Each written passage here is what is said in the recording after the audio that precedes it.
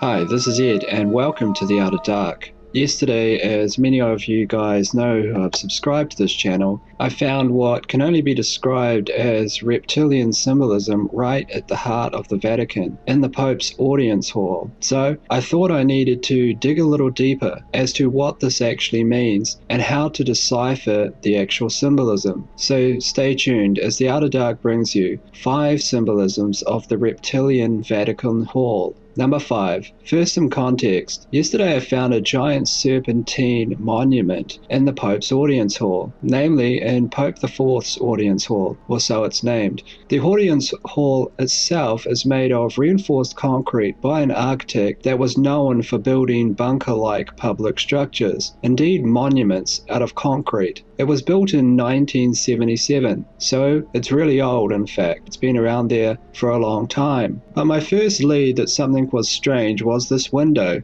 and I said, that looks like an eye. It looks like a serpent's eye. So I dug a little deeper, and when I saw the audience hall from the back, where the back audience was seated, it really did take my breath away, since what was revealed was this right here. That is a giant, massive reptilian face shaped into the direct architecture. Everything from the slits in the eyes to the scales to the fangs, there was no mistake about it. But what's behind this hinted symbolism, and what can we see or glean if we dig deeper? Well, number 4, look at where the Pope is seated. We see him here from the back of the hall, that is in fact seated in the mouth of the serpent or reptilian, in the very mouth. This is symbolic of the Pope being the voice of the serpent, in fact speaking the serpent's words to the audience. This might well shake your faith. That is, if you're a Catholic, which I was. I actually went to Catholic school myself and was an altar boy. But here you can see it in plain view. Clear symbolism, clear evidence that something here is extremely wrong. This image hasn't been photoshopped. This is real. This is built right into the architecture that was designed by those within the Pope's inner sanctum. But there is more symbolism. For this, though, we have to go outside. Number 3. Do you see anything strange here? You're looking at the hall itself. Do you see anything weird? Well, if you look carefully, it looks like the head of a giant snake. Can you see it now? In fact, it's almost unmistakable. You can see the snake's muzzle at the front and you can see its eye. It just looks like a snake. To me, this is yet more connective symbolism that what's going on inside matches the outside. Because since here we can see serpentine architecture with ease.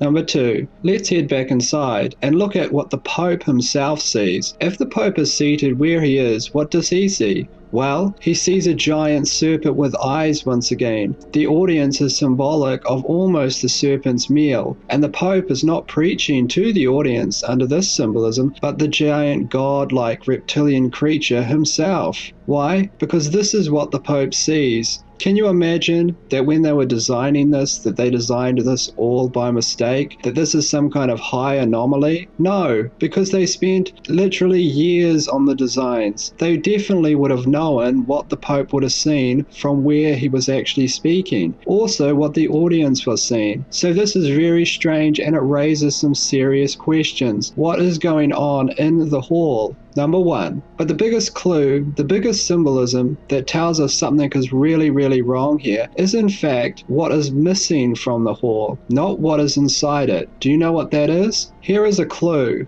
Now, think of the heart of Christianity and think of what symbol it has and think of what you do not see in this hall. You do not see any of it. That's right. There is no Christian cross. There is no cross in the entire building, at least no large statue, wall hanging, or anything. There's no other real Christian symbolism either. There's no Virgin Mary, there's no Joseph the carpenter. There is indeed nothing anywhere. All of these symbols are missing. But you might say, what about that 10-ton bronze statue that's seated behind the Pope, where, as the Vatican states, Christ is being resurrected from a nuclear apocalypse or a nuclear bomb? To which I would say, this, I believe, is a direct corruption of symbolism. That is, they've taken the former Catholic symbolism symbolism of Jesus, Jesus Christ, and they've displayed it in a corrupted manner, therefore corrupting its meaning. This is just not the way that you display Jesus Christ in any kind of Christianic religious order. You don't display Jesus Christ with massive wings on his back, rising up from an atomic apocalypse. You just don't do this. Look at representations of Christ from the past, just to compare. Take a look.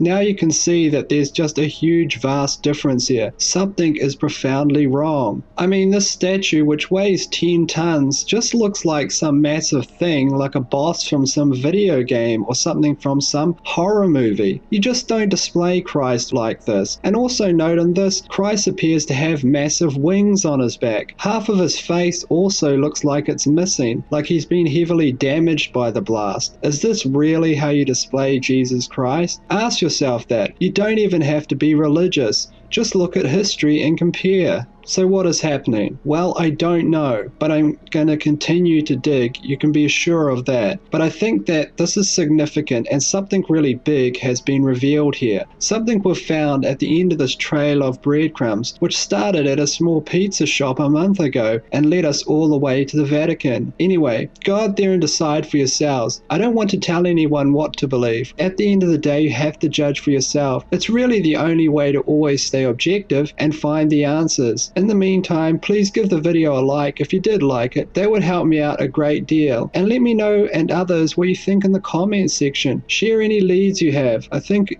right now at a time like this, it's important to stay informed and crowdsource our ideas. In the meantime, this is Ed from The Outer Dark, and until next time guys, I'll see you later.